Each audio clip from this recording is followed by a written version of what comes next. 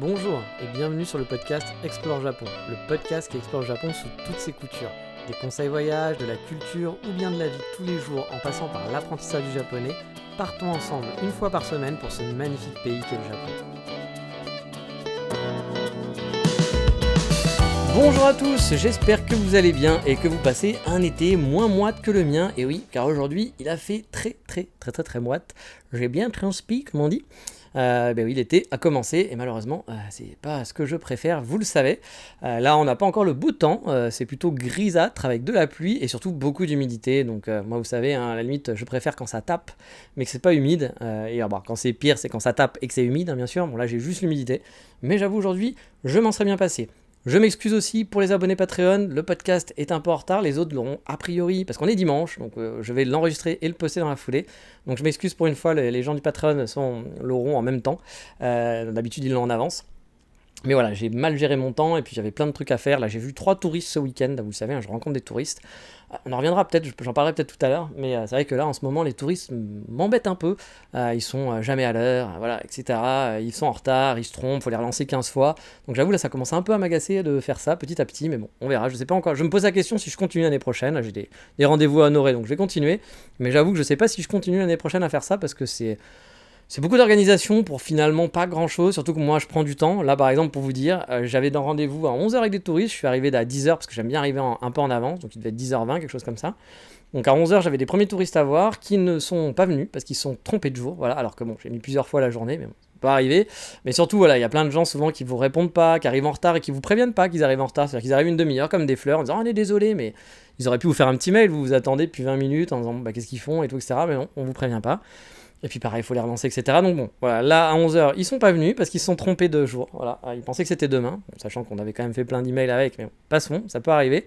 Et donc moi je me suis retrouvé de 10h20 jusqu'à 14h à attendre mes seconds touristes au café. Donc 4 heures aux touristes, 4 heures au café à attendre des touristes. Voilà. Donc heureusement les autres touristes sont restés qu'une heure, donc ça m'a fait pas rester 6 heures au café, mais 5 heures. Donc je suis resté 5 heures au café pour 1 heure finalement avec des touristes. C'était pas ce que j'avais prévu, mais bon, que voulez-vous, hein, c'est la vie. Mais c'est vrai que là, c'est de plus en plus ce genre de truc et ça commence à m'agacer. Voilà, tout simplement. Je dois avouer que je commence à un peu avoir ras-le-bol là de. Alors vous savez, hein, parce que je sais qu'il y a des gens qui n'ont pas trop compris, je ne fais pas guide avec des touristes, je ne suis pas guide. Je travaille en collaboration avec une agence de voyage qui m'envoie des gens, en fait, avec qui je vais discuter pendant 1 heure dans un café. Alors normalement, je suis censé faire ça, payer 1 heure, mais moi souvent je déborde et je fais plus 2-3 heures que 1 heure, mais je suis payé qu'1 heure au final. Hein. Et donc voilà, parce que j'aime bien discuter, vous le savez, avec tous ces épisodes de podcast. Et donc je les aide pour préparer leur petite balade sur Kyoto et même en dehors. Hein. Parfois je donne des conseils quand ils vont dans d'autres endroits au Japon que je connais. Et puis on parle aussi du Japon, ça dépend des gens. Voilà, il y a des gens qui veulent juste organiser leur voyage, qui veulent juste des adresses de restaurants, puis d'autres qui sont curieux du Japon. Donc il y a un peu de tout. Donc voilà, aujourd'hui c'était un peu... j'en ai fait 3, donc mon week-end n'a pas été vraiment un week-end, hein. Ça a été bien occupé. Mais donc voilà, je vais sûrement un peu calmer, je pense, l'année prochaine là-dessus. Mais bon, on l'avait compris aussi, vous avez vu le titre de l'émission, pas de FAQ Natsuki, non. Je vous avais promis une FAQ avec ma copine, et bien finalement, je vais le garder pour moi. Non, je vais pas le garder pour moi, mais c'est juste que vous avez posé pas mal de questions finalement, puis j'ai pas eu le temps de poser toutes les questions à ma copine, donc ça va prendre un peu plus de temps, donc peut-être le prochain, on verra si j'ai le temps de lui poser toutes les questions. Mais c'est en cours, hein, j'ai déjà écrit une partie, et peut-être que ça sera même en 2 épisodes, parce qu'il y a quand même... Je sais pas si... Voilà, on va voir. Même si ses réponses sont courtes, mais parce qu'encore une fois, elle est japonaise, donc elle va pas dans des longs débats, et parfois vous avez posé des questions qui auraient pu mener des longs débats, mais bon, voilà, c'est pas son style. Donc du coup, je rajoute un peu, donc je donne sa réponse, hein, bien sûr, hein, mais puis moi, je vais un peu plus loin dans sa pensée, voilà, donc vous le verrez dans cet épisode. Donc là aujourd'hui, pas d'épisode FAQ, parce que voilà, il y a du retard, mais on va faire un spécial 36-15 ma vie, parce que je sais que vous aimez bien les 36-15 ma vie, et surtout, j'ai pas mal de trucs à vous raconter finalement cette semaine, dont quelques annonces un peu spéciales. Et on commence avec mon bébé, voilà. Et alors non, je vais pas être papa, voilà, vous n'êtes pas omedeto, non, mais j'ai publié ma nouvelle vidéo cinématique il y a 1 semaine, lundi dernier. Vous savez, j'ai une autre chaîne YouTube que la chaîne du podcast, même si la chaîne du podcast c'est une chaîne un peu fourre-tout, où les choses sont publiées automatiquement, je m'en occupe pas trop et je m'excuse pour les gens qui commentent. Je vais essayer d'y aller plus souvent, parce que j'ai vu qu'il y avait plein de gens qui avaient commenté la chaîne et les podcasts sur YouTube, et j'avoue, je fais pas attention, j'ai pas forcément les notifications. Et du coup, je vais pas y répondre, et c'est pas bien, parce que vous me posez des questions, donc je vais essayer d'y retourner plus souvent, mais j'ai mon autre chaîne, qui est ma chaîne où je fais donc des vidéos cinématiques, et j'ai posté ma 3e vidéo, hein, parce que la première c'était donc Kyoto un autre chemin, la deuxième c'était Mon Tokyo, et cette 3e vidéo s'appelle Coffee Sampo, voyage au cœur des coffee shops japonais. où je vous amène en balade et je vous partage ma passion des coffee shops au Japon. Au programme, je vais vous expliquer pourquoi j'aime les cafés, voilà, de façon cinématique, un peu poétique, accompagnée de jolies images. Et donc, vous allez voir des balades, des cafés bien sûr, mais pas que. Voilà, il y a aussi des images de Kyoto, du Japon, des images de petites balades dans le Japon que j'aime tant. Et je pourrais peut-être même, en plus du vu à la télé, je pourrais dire que mon binôme a vu la vidéo, puis il a mis regarder les vidéos, puis il critique ou pas, etc. Mon binôme qui avait vécu à Kyoto avec moi, qui était mon compagnon de balade quand j'étais étudiant, et avec qui j'ai amené dans les cafés, alors qu'il n'aime pas le café, mais il était fort sympathique de bien accepter d'aller faire au moins un café par jour avec moi. Et puis après, il m'accompagnait dans ma balade, hein. Je le traînais un peu partout, on dit comme ça fait un peu genre, ouais, je le traînais. Mais bon, il était très content, puis parfois il proposait des choses aussi, mais voilà, il aimait bien suivre, parce qu'il aimait bien les endroits où je l'amenais, je pense. Donc il avait la gentillesse d'accepter de venir partager un café, alors qu'il ne buvait pas de café, ni de thé, etc. Et donc il a connu tout ça, et il pensait pas que cette vidéo allait être sa vidéo préférée, parce que les cafés c'est pas son truc, et il m'a dit, j'ai été très surpris, mais c'est ma vidéo préférée, les 3 vidéos, donc voilà, moi aussi j'étais surpris, puis ça m'a fait plaisir du coup, parce que ça veut dire que c'est une vidéo réussie, a priori, si ça lui a plu, alors que les cafés c'est pas son truc. Bref, j'espère que ça va vous plaire, hein, parce qu'il y a des jolies images cinématiques dans ce Japon, moi que j'aime tant. N'hésitez pas surtout à me donner de la force, à aller voir la vidéo, à liker, commenter, partager, vous le savez, en parler autour de vous, parce que la chaîne elle est encore petite, hein, j'ai moins de 500 followers, donc je suis rien, je n'existe pas dans les yeux de YouTube, et vu que mes vidéos prennent du temps à faire, moi je peux pas participer en plus à l'algo game, hein, vous savez, où il faut poster chaque semaine, où tous les jours il faut faire une vidéo, parce que sinon YouTube il en a rien à foutre de vous, donc mes vidéos sont pas mises en avant, contrairement à un influenceur qui fait que ça de ses journées. Moi hélas, déjà je me filme pas chez moi en train de me dire hey, salut les loups, vous avez vu les japonaises elles ont pas de culotte. Voilà, bon, je schématise, hein, mais vous savez qu'il y en a qui font ça, puis il y en a qui font pas ça, mais qui font des trucs un peu mieux, mais qui vous racontent beaucoup de bêtises. Bref, j'en reparlerai un petit peu après. Mais voilà, moi je prends un petit peu de temps pour faire mes vidéos. C'est pas parfaite, moi aussi je dis des conneries, hein, comme tout le monde. Mais voilà, elles me prennent un peu de temps pour le montage, etc. Pour essayer de trouver comment les faire et autres. J'ai encore beaucoup de choses à améliorer, hein, bien sûr. Mais du coup, voilà, moi je participe pas à l'algo game, donc j'ai pas le droit à YouTube qui va pousser mes vidéos. Donc la seule façon de pousser mes vidéos, c'est vous. Voilà. C'est vous qui allez pousser mes vidéos, c'est vous qui allez les partager, qui allez les liker, qui allez commenter, puis qui allez dire à YouTube, hey, qui allez vous abonner aussi, voilà. Et qui va dire à YouTube, hey, intéresse-toi à ces vidéos, elles sont bien. Parce que je pense qu'elles sont bien, voilà, honnêtement. Et je pense qu'elles vont vous plaire. Donc même si je sais que vous êtes plus à écouter des podcasts et pas forcément à regarder des vidéos, franchement, j'ai des super commentaires. Je pense que ça plaît vraiment. Donc maintenant, voilà, ça va prendre du temps avant que peut-être qu'elles sortent un peu des méandres. Sinon, elles seront inconnues au bataillon. Et puis moi, c'est clair que si dans un an, personne les regarde ou qu'il y a très peu de vues, j'arrêterai de les faire parce que ça prend du temps. Voilà, puis j'aimerais quand même que faire quelque chose, si c'est juste pour ma mère, autant que je la montre juste à ma mère, hein, autant que je ne m'embête pas à mettre ça sur YouTube.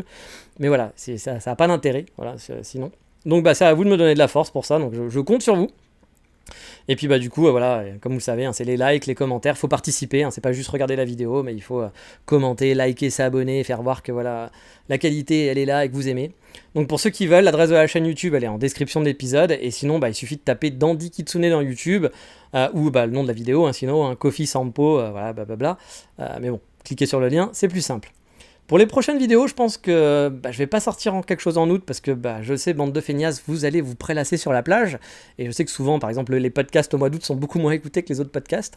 Donc voilà, il y a peu de chances que je m'embête à faire des vidéos, mais on verra parce que ça prend du temps. Hein, donc voilà. Donc je vais peut-être me donner genre 2 semaines tranquilles, du coup, où je vais avoir un peu plus de temps libre.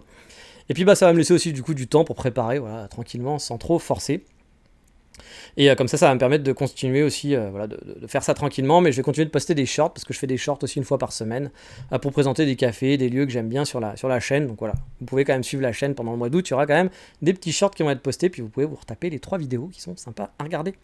Et pour les prochaines vidéos, j'hésite encore un peu entre vous faire une visite de mon appartement, que j'avais déjà fait en mode un peu vlog à l'arrache. Là, je voudrais vous le faire un peu en mode cinématique, puis vous dire pourquoi j'aime les appartements au Japon, vous montrer mon quartier, et puis même vous montrer peut-être d'autres appartements, une petite surprise.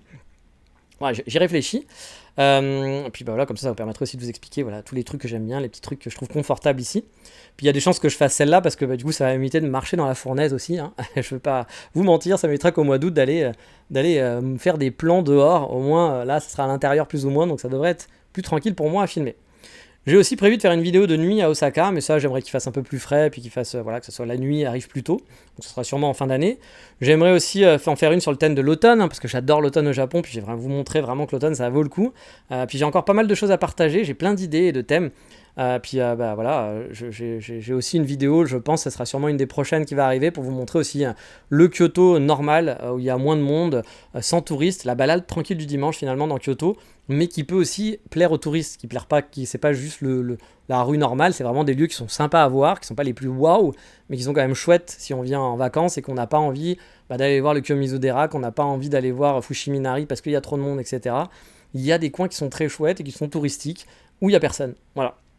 Donc du coup, voilà, je prépare tout ça, donc ça c'est en cours. Je pense pas que je vais faire une vidéo par mois parce que c'est quand même long à faire, mais je vais essayer de tenir le rythme au moins une tous les 2 mois, c'est sûr. 1 mois et demi peut-être. Donc la prochaine devrait arriver en septembre, je pense, début septembre, un truc comme ça. Mais bon, tenez-vous informés, puis la meilleure chose à faire c'est de vous abonner, puis comme ça vous saurez quand je poste une vidéo. Mais en mode encore plus grosse annonce, comme vous le savez, j'étais occupé ces derniers temps, j'ai eu des retards sur les podcasts, etc. C'était pour la bonne cause, enfin pour moi, parce que vous, ça va pas changer grand-chose. Mais j'ai fait ma demande en mariage. Oui, j'ai fait ma demande en mariage à ma copine il y a 2 semaines environ. Je casse tout de suite le suspense, elle a dit oui, mais bon, il faut dire qu'il n'y avait pas vraiment de suspense, c'était pas vraiment un point qui me faisait stresser, à vrai dire. En fait, j'ai profité de son anniversaire pour organiser un anniversaire surprise. Puis vu qu'à l'époque, quand j'ai commencé à organiser, elle travaillait pas encore. Donc pour moi, pour essayer de faire une surprise, c'est un peu compliqué quand il y a quelqu'un qui est tout le temps là à la maison. Puis vu que moi, je travaille à la maison, il n'y a pas d'endroit vraiment pour organiser une surprise, pour préparer sa surprise. Donc du coup, je m'étais dit, pour faire la demande, je vais couper ça à son anniversaire. Comme ça, je vais pouvoir cacher finalement ma demande, même si je suis obligé de dévoiler ma surprise. Voilà, au moins, elle va pas s'y attendre. Donc voilà, j'ai réussi quand même, vu qu'elle a travaillé, j'ai réussi à faire une petite surprise, etc. Voilà, j'ai quand même dû lui dire, prends des jours de congé parce que, en tout cas, demande quand tu vas commencer ton travail à poser des jours parce que là, j'aimerais que tu sois dispo pendant ces jours-là, je t'en dis pas plus.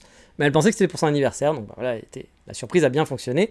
Et donc du coup, on est retourné à Wakayama, dans la ville où on s'est rencontrés.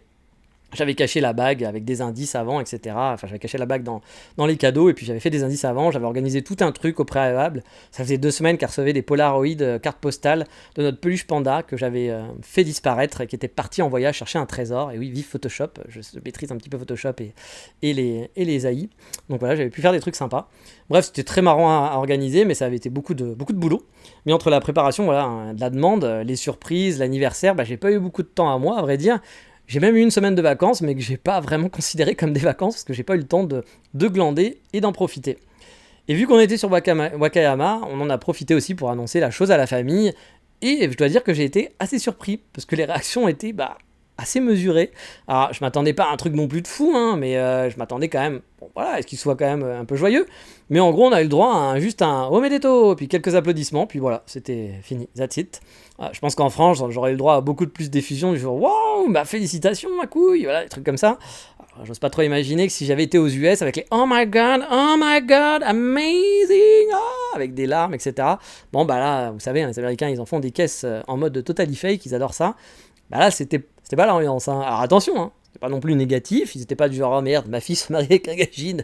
Moi, j'ai cru que c'était juste une aventure, c'est pour ça que je trouvais ça rigolo, mais non, ils sont quand même contents, je pense qu'ils m'apprécient. Mais bon, voilà. J'aurais dit que j'ai eu un diplôme de pêche à la truite, ça aurait été à peu près les mêmes réactions, en toute honnêteté. Et il faut dire aussi que j'avais rien préparé. Voilà. Autant j'avais préparé pour ma copine, mais autant j'étais pas sûr qu'on voit sa famille, et du coup j'étais tellement à l'arrache pour tout préparer que j'ai pas rajouté une couche. Donc je suis arrivé un peu les mains dans les poches, j'avais acheté un petit gâteau, un truc comme ça, mais voilà, j'ai pas préparé, oui, j'ai une annonce à vous faire, je vais demander en mariage votre fille, non. C'est elle qui l'a annoncé.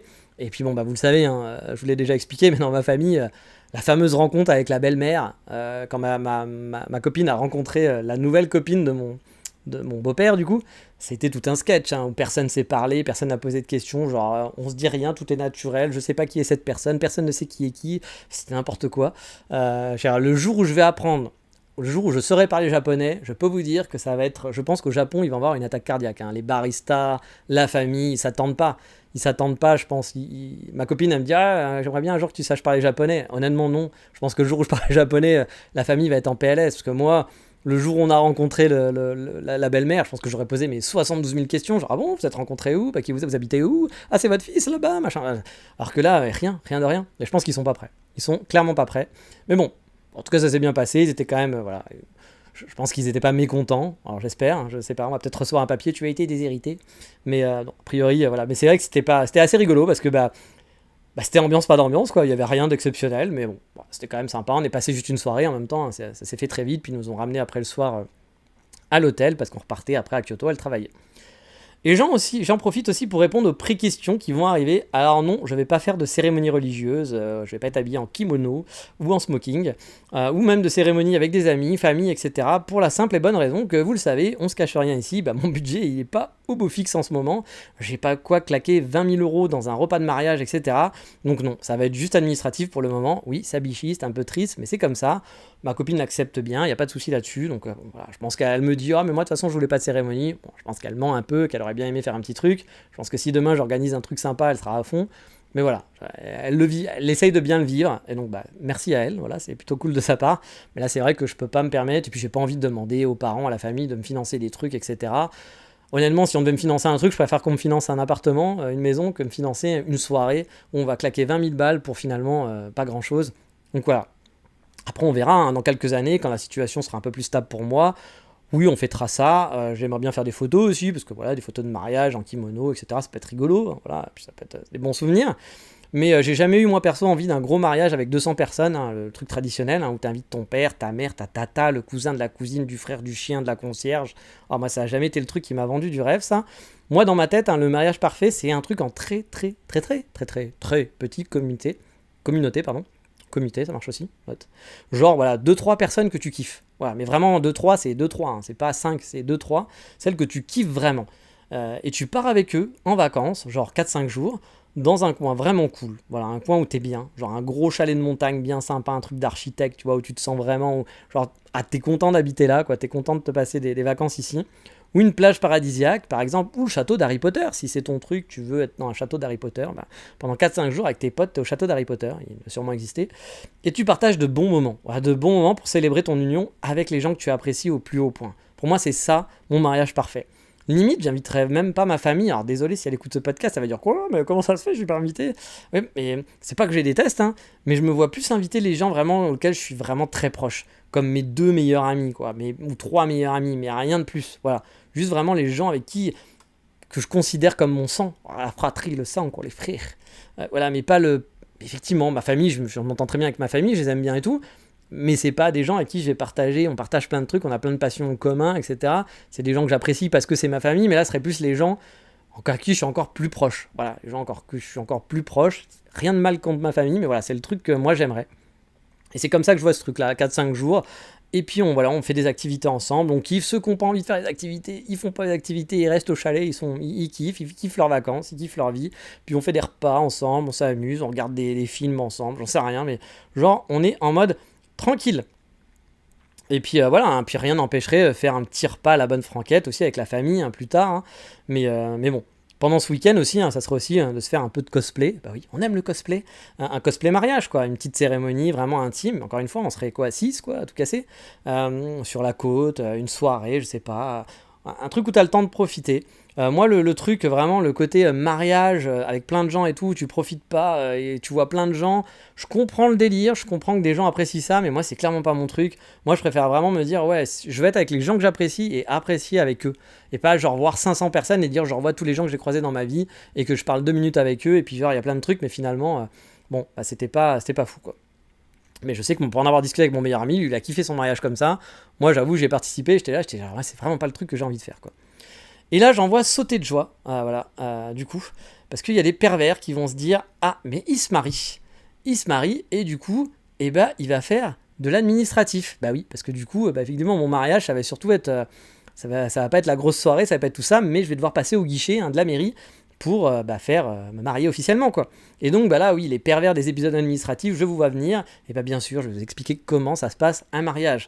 Là déjà, je dois préparer un dossier côté ambassade pour prouver que je ne suis pas marié à quelqu'un d'autre, parce que pour prouver que je suis un garçon propre.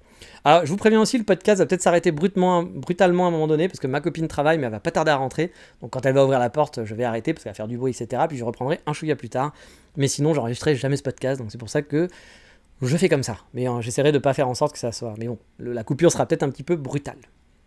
Mais bref, donc oui, du coup, il faut que je prépare le dossier côté ambassade. Donc je dois fournir mon acte de naissance, celui de ma copine, qui doit avoir un sceau du ministère des Affaires étrangères japonais. On doit remplir 2 documents qui sont très simples, du genre nom, prénom, etc. Je dois faire traduire l'acte de naissance de ma copine en français par quelqu'un d'assermenté. Voilà, donc j'avais un peu peur que ça soit un gros billet, mais finalement, il y a un mec sur Kyoto, un français qui fait ça, qui coûte 6 000 yens. Donc bon, c'est pas si cher que ça.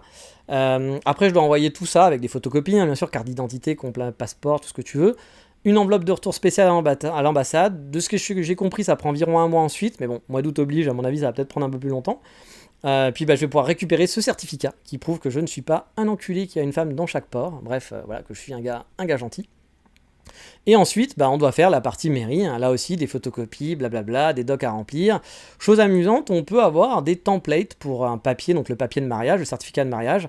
C'est un document officiel, hein, mais il y a certaines mairies, donc Kyoto, qui acceptent que tu custos ton papier. Donc tu peux mettre un template à ton papier de mariage, comme ça tu peux le garder. Donc par exemple, si tu veux des Pokémon sur ton papier, plein de Pokémon, parce que tu es fan des Pokémon, tu veux un mariage Pokémon, et tu pourras avoir ton certificat avec des Pokémon tout autour. Voilà.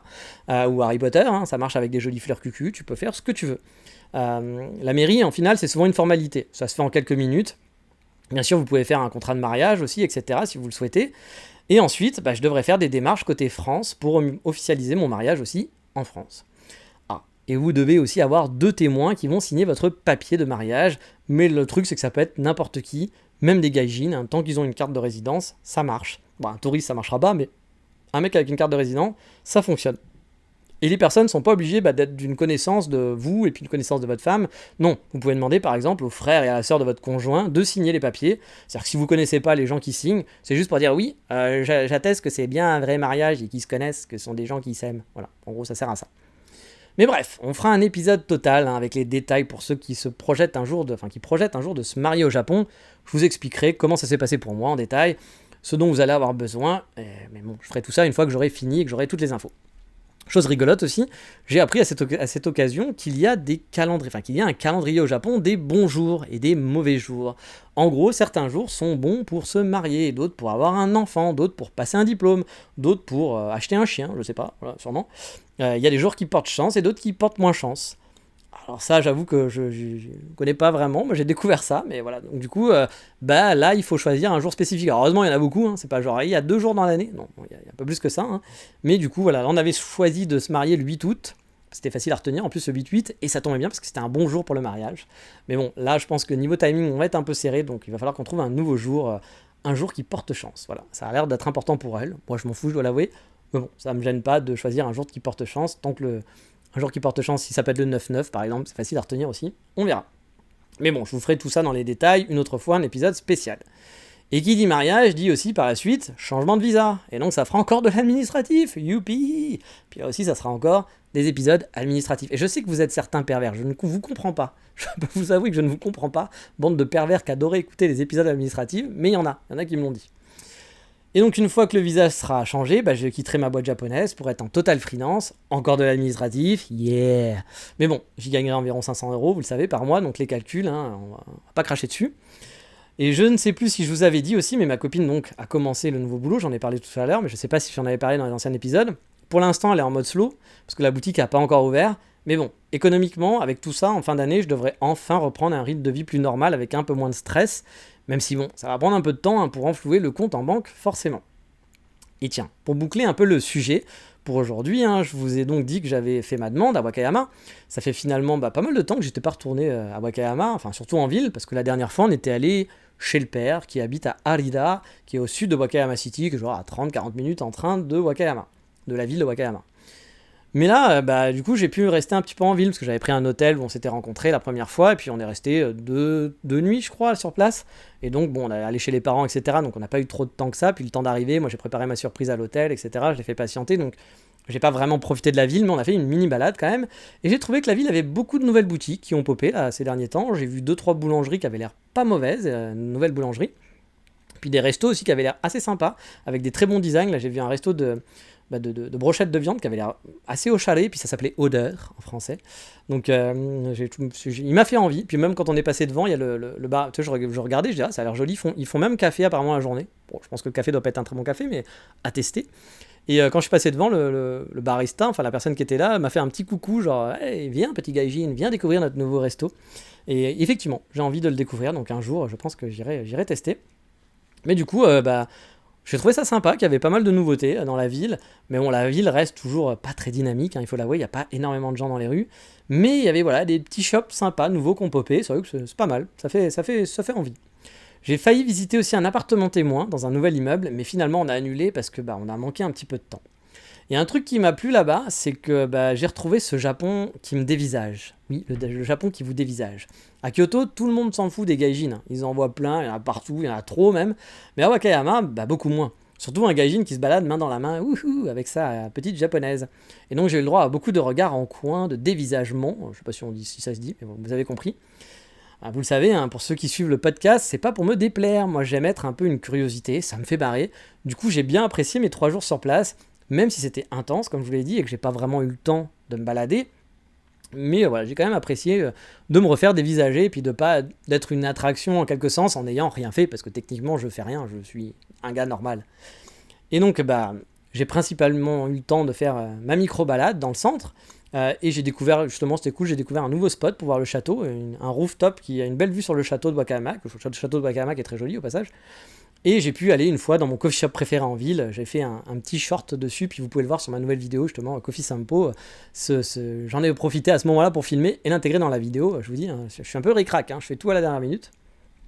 Mais bon, tout ça pour dire quoi? C'est que l'année prochaine, je pense que je vais essayer de me faire 2-3 jours en mode solo en ville. Enfin, ma copine pourra venir avec moi, hein, mais elle va peut-être pas se balader avec moi. Je vais peut-être l'expulser pour ça, dire allez, fais ta vie. Parce que j'ai envie d'explorer vraiment en mode intense, faire une bonne 30 km par jour, voir tous les quartiers, puis des quartiers où il y aura rien, vraiment, hein, des quartiers où il y aura vraiment que dalle, pas un côté genre balade intéressante. Parce que j'ai envie d'avoir une idée un peu plus d'ensemble de la ville, vous connaître bien les quartiers, parce que là je connais juste le centre finalement. Et puis je vais essayer d'en profiter pour faire pas mal de photos et des vidéos. Bref, il me faut un programme, un gros week-end là-bas à Wakayama, un de ces 4. Mais bon, quand j'aurai un petit peu plus de budget aussi, hein, pour ça aussi, parce que mine de rien, l'hôtel Co, ça coûte un peu. Mais j'aimerais un peu découvrir la ville, parce que on sait jamais. Hein. Peut-être que je m'installerai là-bas, un de ces 4. Hein, vu que sa famille est là-bas, je pense que si je lui dis allez-y, on va à Wakayama, elle sautera de joie. Donc pourquoi pas, voilà. Mais je veux connaître un peu mieux la ville pour savoir est-ce que je pourrais vraiment me plaire ou pas là-bas. Mais allez, on va passer à un sujet totalement différent. Je vais vous parler de quelques amis à moi qui ont eu des aventures au Japon en ce moment, dont certains plutôt rigolotes, dont certains plutôt tristes. Bon, pas vraiment tristes, mais il y a plutôt rigolote. Le premier, c'est un ami dont je vous ai déjà parlé quelques fois, qui était dans la même école que moi, mais pas dans la même classe. Un mec que je respecte beaucoup, car il n'avait pas les atouts pour venir vivre au Japon, hein. Il n'avait pas les diplômes, il n'avait pas le travail qui va bien et tout, etc. Pas beaucoup de thunes. Avant, il travaillait comme manutencier chez Leclerc. Bref, c'était pas la voie royale pour lui pour venir s'installer au Japon, soyons honnêtes. Il s'est vraiment beaucoup battu pour son projet. Il y a eu des hauts et des bas, il y a eu des craquages, hein. Il a même abandonné après ses 2 ans d'école, alors qu'il avait un plan pour faire une autre école d'apprentissage au Japon, où on apprend un métier en plus de la langue. Alors, je ne vais pas refaire tout son parcours, hein, mais vraiment, le gars, il avait 30 ans, ça fait 6 ans qu'il se bat, qu'il tente plein de trucs. Après son école de langue au Japon, il est retourné à la fac de japonais en France pour avoir une licence, puis il a switch ensuite sur un master web pour se donner des chances de trouver un boulot au Japon. Mais il avait 0 expérience dans le web, donc il s'est vraiment battu pour avoir l'école, parce que c'était pas gagné, il y avait beaucoup de demandes et très peu de trucs, mais voilà, il s'est vraiment battu, il va toujours à fond, quoi. Il croit en ses rêves et il se donne à fond, et franchement, bravo à lui. Il a finalement, via cette école, trouvé une alternance au Japon. Alors ici, il s'est bien battu pour ça. Et l'alternance lui a fourni un contrat de travail. Donc c'est un vrai warrior. Je vous passe tous les petits boulots qu'il a dû faire en parallèle des études, etc. Franchement, il en a chié. Mais donc là, il a son working visa en poche depuis cet été, mais il aimait pas trop son boulot. Il espérait stabiliser un peu quand même, donc rester là-bas, mais chercher un autre travail en parallèle. Et il a eu un gros coup de chance, c'est qu'il est tombé sur une annonce qui recherchait un gaijin pour faire du marketing digital sur une île à Okinawa. Car oui, je vous l'ai pas dit, mais son rêve c'était de vivre près de la mer. Bon, alors Tokyo, il y a la mer, mais c'est pas vraiment l'ambiance plage, quoi. Il y a même une plage à Tokyo, mais c'est pas l'ambiance. Et lui, il voulait la mer, la plage, la chaleur, le soleil, quoi. C'est son truc. Et donc il a passé les entretiens et il a été pris. Et en bonus, ils vont même le former à la plongée pour qu'il passe son diplôme reconnu par l'État de plongeur instructeur. Donc il va faire du marketing et donner des cours de plongée sur une île paradisiaque à côté d'Okinawa. Apparemment, c'est l'île la plus réputée à Okinawa, je sais plus le nom, il me l'a dit. Mais quand j'en ai parlé à ma copine, elle a fait ah oui et tout, c'est sympa. Donc voilà, c'est connu. Et donc du coup, changement de vie total quoi pour lui. Et je suis vraiment content parce que c'est un type qui s'est vraiment battu, comme je vous le dis, pendant des années, qui a galéré pour pouvoir vivre son rêve. Et je suis content que ça aille dans le bon sens pour lui, franchement, il le mérite. Hein. C'est un très bon exemple du fameux « quand on veut, on peut », vraiment. Pour le coup, il a eu aucun coup de pouce, pas de famille, pas d'héritage ou de bon diplôme, etc. Non, il s'est donné les moyens. Il en a beaucoup chié pour réaliser son rêve.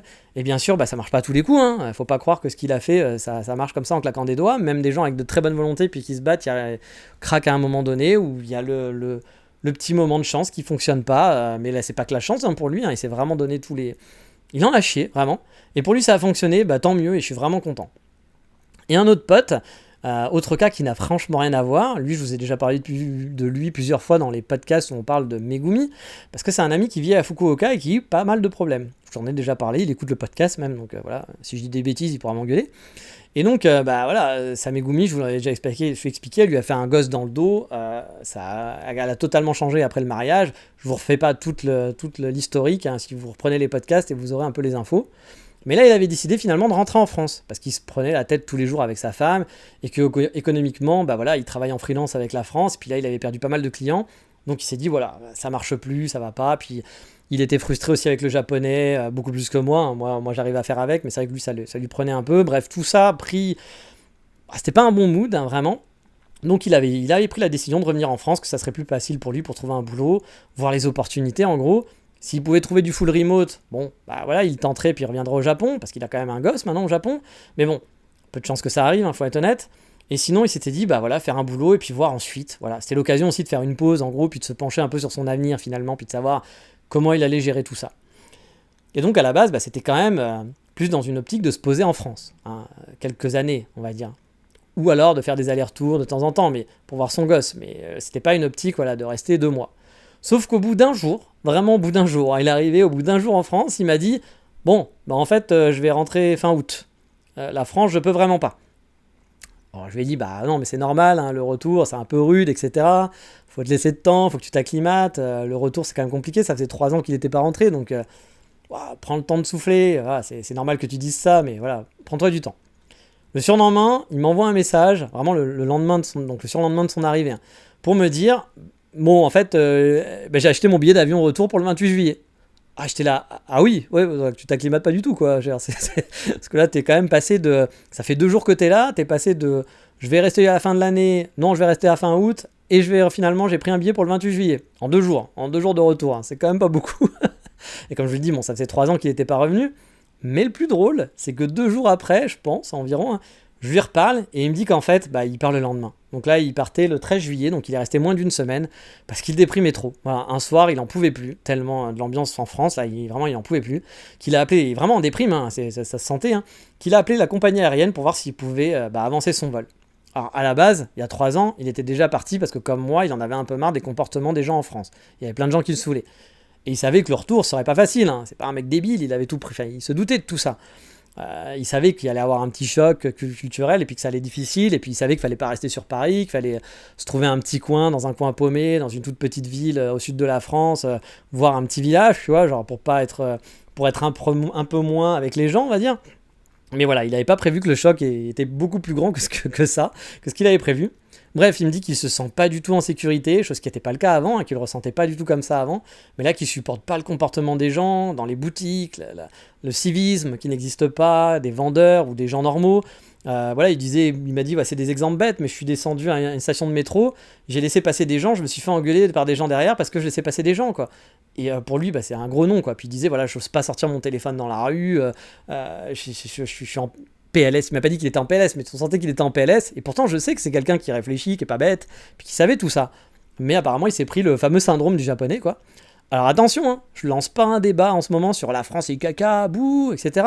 Ou alors, oh, il est fragile, bouh. Non, on est tous différents, on a tous des attentes et des sensibilités différentes, et je comprends tout à fait ce qu'il ressent ça, surtout que ça fait 3 ans qu'il est pas rentré, et que je pense qu'en plus, les choses qui l'énervaient avant, se sont pas arrangées. Moi aussi, je pense que ça m'énervera encore plus, la situation en France. Bref, son nouveau plan, que je lui avais proposé en plus, donc c'est les grands esprits se rencontrent, je sais pas si on peut vraiment appeler ça des grands esprits, mais on y a pensé en même temps, c'est de focus japonais. Il a déjà un petit niveau, lui, donc ça serait bien qu'il continue son boulot de freelancer, même s'il a pas trop de revenus en ce moment, en mode réduit, et pour pas perdre de thunes, quoi, et de se focus à moins de 4 heures par jour, au moins, on va dire 4 heures par jour, pas moins de 4 heures, mais au moins 4 heures par jour de japonais, il se fait ça un bon focus dans l'année. Et puis comme ça lui permettra d'avoir au moins un petit parachute pour bosser dans une entreprise normale japonaise en ayant le japonais. Si le freelance finalement ça fonctionne pas. Bon, ça va pas régler tous ses problèmes, hein, avec les problèmes de sa Megumi, etc. et autres, mais pour autant, ça lui permettra d'assurer son avenir ici et se construire un truc dans le temps, et puis surtout dans une société qui finalement lui correspond mieux, même si pareil, elle n'est pas parfaite et qu'il y a plein de trucs qu'il aime pas. Et je vous l'ai souvent dit, hein, mais l'expatriation, c'est pas si simple. On a tous des problèmes, des cas différents, et ça demande souvent beaucoup de sacrifices, de changements, de s'adapter. Il y a des moments compliqués, il y a du stress aussi, et pas juste pouvoir venir les mains dans les poches, et hop, ça y est, c'est parti, je suis arrivé au Japon, et ça y est, c'est fini, j'ai réussi mon rêve. Non, souvent la partie la plus difficile, c'est après une fois qu'on a installé, hein, c'est pas de venir, même si parfois de venir c'est compliqué d'avoir un visa, mais je vous assure que c'est surtout d'avoir un avenir convenable finalement qui est compliqué. Mais bref, on va aller dans un truc beaucoup plus rigolo, beaucoup plus sympa. On va finir le triptyque de l'amitié, dans un style qui est totalement différent cette fois. Je vous ai déjà parlé de mon ami qui est propriétaire d'un café à Paris, de l'Hexagone Café. Il adore le Japon, hein, et c'est lui au départ même qui m'a donné mes premières adresses de coffee shop à tester sur Tokyo lors de mon deuxième voyage. Et en plus du café, il propose l'été des kakigori. Donc si vous voulez manger des très bons kakigori à Paris, sachez que l'été il en fait. Alors il faut regarder son Instagram parce que c'est pas tous les jours. Mais voilà, il fait des très bons kakigori. Et pour ceux qui ne connaissent pas, c'est une glace très commune ici, hein, c'est la glace classique du Japon, une glace pilée avec une sauce, pour vulgariser en gros. Alors souvent c'est très basique, puis ça n'a rien d'extraordinaire, pour être honnête, mais certains comme mon pote, et je dis pas ça parce que c'est mon pote, hein, c'est parce qu'il fait vraiment des trucs de qualité, s'il faisait de la merde, je vous dirais qu'il fait de la merde, hein. Par exemple, quand il y a des influenceurs potes à moi qui font de la merde, je vous le dis, hein, qui font de la merde, qui font des trucs que j'aime pas, bon, on va dire la merde parce que j'ai le droit de dire ce que je veux, mais vous avez compris. Lui il fait vraiment, c'est quali, c'est kakigori. Et du coup, ça m'a fait apprécier aussi les kakigori. Alors, je suis pas devenu un kakigori guy, mais j'avoue que chez lui, moi qui aime pas trop ça, j'en prenais parce qu'ils étaient pas mauvais. Surtout celui, le mangue, je sais plus quoi, il y avait un mangue chocolat qui était à tomber, puis même à la fraise qui était très bon. Bref, c'est un bon dessert. Eh bien, il a été contacté par une télé japonaise pour participer à un show télé que j'ai l'habitude de regarder, parce que j'ai déjà vu quelques épisodes, ça passe le lundi. Le principe, il est simple, hein, l'émission invite un gaijin qui aime faire un truc lié au Japon, une spécialité artisanale, genre vous faites du sumo en Ukraine, ou vous êtes un spécialiste du thé matcha en Écosse, etc. Bref, il les invite, parce que en gros le truc c'est je veux aller au Japon pour apprendre avec une sensei, et donc ils vont inviter des étrangers à rencontrer des sensei, des maîtres en la matière au Japon. Alors l'émission bien sûr est très très mise en scène, hein. On suit donc l'aventure du gaijin qui va rencontrer et découvrir des gens cool au Japon, qui maîtrisent le sujet, souvent dans un coin un peu paumé, hein. Vous n'allez pas être en plein milieu de Ginza à Tokyo, pour vous expliquer un artisanat, quelque chose, c'est quelque chose de rare, etc. Je vous passe toute la préparation de l'émission, hein, mais du coup il a pu venir 2 semaines au Japon, ils l'ont contacté pour ces catégories qu'il fait. Il a donc fait 1 semaine de tournage, et puis il y a 1 semaine qu'il a pu prendre en vacances, où là il était totalement free. Alors l'avion était payé par l'émission, puis la première semaine tous les frais étaient compris, l'hôtel, etc. La deuxième, c'était assez frais, forcément c'était des vacances. Et il a fait donc son bonus pour se faire ses petites vacances à Tokyo. Ça faisait longtemps qu'il n'avait pas fait ses vacances à Tokyo, donc il était content. Et sa première semaine, elle était vraiment intense, hein. Ils lui ont pas laissé 1 minute de repos, mais il a vu plein de choses intéressantes, entre la Kakigori Master, hein, qui avait un super niveau, parce que moi je savais qu'il était bon, donc je m'étais dit, pour avoir testé pas mal de Kakigori au Japon, qui étaient beaucoup moins bons que les siens, je me suis dit, il va falloir qu'il trouve quand même quelqu'un qui a un bon niveau. Donc j'avais peut-être des doutes, donc je lui ai dit, bon honnêtement, est-ce qu'elle était bien? Il m'a dit, ouais, non franchement, il avait vraiment appris d'elle, c'était vraiment une vraie Kakigori Master apparemment, donc j'ai hâte de voir l'émission. Et du coup, il a pu apprendre avec cette sensei. Il a rencontré aussi un fabricant de machines qui lui ont offert un modèle de Kakigori. Lui, il en a une aussi à Paris, mais ils lui ont offert un modèle, donc c'est quand même sympa. Il a rencontré aussi des gens qui fabriquent de la glace naturelle dans un étang en hiver. Donc il a participé à ça. Il a dû nettoyer, parce que là, c'était pas d'hiver, donc il a nettoyé l'étang. Mais voilà, ils font de la glace naturellement, donc tout ça va être expliqué dans l'émission. Et puis du coup, il a participé aussi à un salon où il a dû proposer sa création, accompagné de sa sensei, donc, qui était à Nara. Et du coup, il a bougé beaucoup, hein. Il a été à Nara pour voir la sensei, il a été à Osaka, à Nikko, à Tokyo, en passant par Nagano. Je vous dis, c'est une semaine où il n'a pas chômé, hein. Dès qu'il est arrivé de l'avion, ils l'ont chopé. Et il est arrivé à 10h le matin, il a pu aller se coucher à 2h du matin, le premier soir. Donc décalage horaire et tout, t'oublies, hein. Genre, si t'es fatigué du vol, tant pis pour toi. Puis tout le temps, il l'a amené à 4h du mat. Genre, on va prendre la voiture à 4h du mat pour aller à Nikko. Ouais, sympa, ok. Donc il n'avait pas eu beaucoup de... La première semaine, ça a été vraiment très intense. Mais bon, du coup, j'ai hâte de voir ça. Ça va passer au mois d'août. Ça me fait marrer de, voir ça, de le voir à la télé, sachant qu'en plus, je me doute que ça va être très scénarisé, donc ça va pas être vraiment lui. Puis les questions qu'il va poser, je sais que c'est pas les questions que lui il aurait posées. Il m'a déjà dit que l'émission, le manager demandait souvent tiens, tu peux poser cette question-là à la dame. Tiens, tu peux. Donc, il y a un côté très scénarisé, mais ça va être rigolo à voir. Et bon, heureusement pour lui, l'aventure elle était intense, mais il m'a dit qu'il avait quand même appris pas mal de choses et qu'il avait rencontré des gens vraiment sympas, qu'il a vraiment profité de cette semaine-là. Et puis il a vraiment profité aussi de sa dernière semaine sur Tokyo où là il a pu faire la tournée des cafés, forcément, il adore les cafés.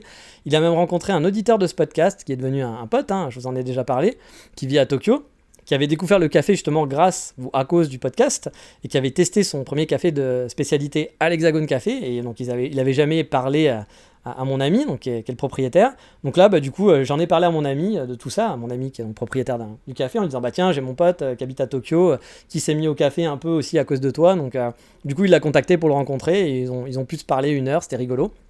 Ça s'est bien passé, donc je suis content qu'ils se soient rencontrés. Et tiens, en parlant d'émissions de TV, j'ai découvert une émission de TV au Japon que je trouve plutôt sympa. On est dans le 36-15 ma vie aujourd'hui, je vous l'ai dit. Avec un concept qui est plutôt chouette. Je vous ai dit, la télé au Japon, c'est vraiment Jean-Pierre Pernaut.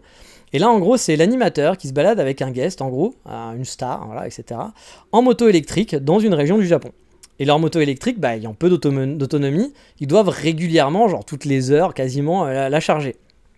Et du coup, pour la charger, ils doivent trouver un endroit où le charger, donc un restaurateur ou un particulier. Donc ils vont sonner à la porte des gens pour leur demander s'ils peuvent recharger leur moto, et puis du coup ils en profitent pour discuter, puis l'habitant souvent l'invite à l'intérieur de sa maison. Donc ça fait un peu penser à J'irai dormir chez vous, sauf que ils dorment pas, voilà, c'est la journée, c'est juste pour charger leur scooter électrique finalement. Mais je suis assez surpris aussi parce que les Japonais ouvrent facilement leurs portes, alors que c'est pas si commun finalement que les Japonais ouvrent leur maison, quoi. Et après c'est parce que c'est une star connue, donc ça joue aussi. Ah, ok, je reprends, ma copine est arrivée, donc je lui dis Tadaima, Okaeri, on a fait tout ça. Vous allez peut-être entendre des petits bruits parce qu'il y a les bruits du Guillaume Matsuri, parce que là c'est la période que j'aime le moins aussi. On est dans un épisode ralage, mais le Guillaume Matsuri, qui est très sympa pour les touristes, mais pour moi qui habite, c'est l'enfer, parce que j'ai imaginez, c'est comme si vous viviez en plein milieu d'une attraction de Disneyland, dans une file d'attente. Donc moi quand je sors de chez moi, déjà il y a des barrières devant chez moi, et quand je sors de chez moi, il y a des centaines de milliers de touristes qui font les 100 pas, et donc pour me rendre à un point B où d'habitude je mets, 1 minute ou 2 minutes, sans rire, il me faut au minimum 20 minutes, et là c'est pas encore c'est le pire moment. Le pire moment sera quand il y aura vraiment la nuit du Matsuri, où là c'est impraticable. C'est-à-dire que juste pour aller au combini du coin où il me faut 3 minutes, il me faudra 40 minutes. Puis de toute façon, je pourrais pas aller au combini parce qu'il y aura la queue au combini. Donc dans ces cas-là, il faut pas sortir. Il faut rester cloîtré chez soi. Je pense que c'est même pour ça qu'ils mettent des barrières pour vous dire restez chez vous, ne sortez pas. Donc bref, c'est pas ma période préférée personnellement, mais voilà. Et donc voilà, on va reprendre l'émission du scooter. Donc moi j'aime bien parce que voilà, ça fait un peu c'est un petit côté voyage, de découverte des régions, parce que ils font pas ça à Tokyo, ils font dans plein de petites régions. Et puis bien entendu, ils vont tester des restos, c'est le Japon. Forcément, une émission de TV sans bouffe au Japon, ça n'existe pas. Donc voilà, il y a un côté naturel avec la rencontre d'inconnus qui est plutôt sympa. Parce que la TV japonaise a plutôt tendance à mettre en avant des stars, normalement, dans toutes ces émissions. Mais là, du coup, on va chez les gens, etc. Même s'il y a une star qui est là, on va quand même chez les gens, etc. Donc, moi, j'aime bien. Je trouve ça plutôt chouette. Puis, ça fait voyager. Puis, ça donne presque. Enfin, ça donne pas presque. Ça donne envie d'avoir sa petite moto, finalement. Je pense qu'un jour, je passerai mon permis moto ici pour... pas tout de suite, parce que comme vous l'avez compris, les économies, ça va pas être la priorité. Mais de pouvoir prendre sa moto, de prendre la moto sur la côte. Mon ami, là, qui habite à Tokyo, lui, s'est acheté une moto, justement. Et puis je pense qu'il fait ça, et donc c'est vrai que les petits voyages à moto, je pense ici ça doit être pas l'été, parce que je pense qu'avec le gros toute la tiraille sur soi, le gros blouson, le casque, ça doit être l'enfer, mais hors été, je pense que ça doit être assez sympa. Après vous disiez, il y a les typhons, etc. Faut trouver les bons moments. Je pense que la moto on la sort pas tout le temps, mais au moins louer un scooter, et puis aller quelque part prendre un train, louer un scooter, et puis se balader, je pense que ça peut être assez sympa, et peut-être qu'un jour je vous ferai des épisodes ou des vidéos à moto, mais bon, c'est pas pour tout de suite. Bref, c'est une émission que j'aime bien, alors je voulais vous en parler. Alors, je connais pas le nom, si vous voulez le nom, je pourrais le rechercher. Mais c'est une émission. Je crois que l'émission. Comment ça s'appelle ? C'est pas. Est-ce que je crois que l'émission en japonais, ça veut dire est-ce que je peux charger ma batterie électrique ou mon scooter ? Un nom comme ça, ouais, c'est un nom dans le genre. Mais bref, c'est une émission qui est très chouette. Allez, sur ce, je vous dis donc à bientôt. Et puis, qu'est-ce qu'on dit dans ces cas-là, Qu'est-ce qu'on dit ? On fera sûrement une balade ou un FAQ, bien sûr, la prochaine fois. On va essayer de faire un truc un peu moins 36-15 ma vie. Mais là, j'étais un peu dans le timing. Je voulais vous sortir un podcast. Donc, et puis, vu que c'était passé beaucoup de choses, le mariage et tout, etc. Donc, c'était l'occasion.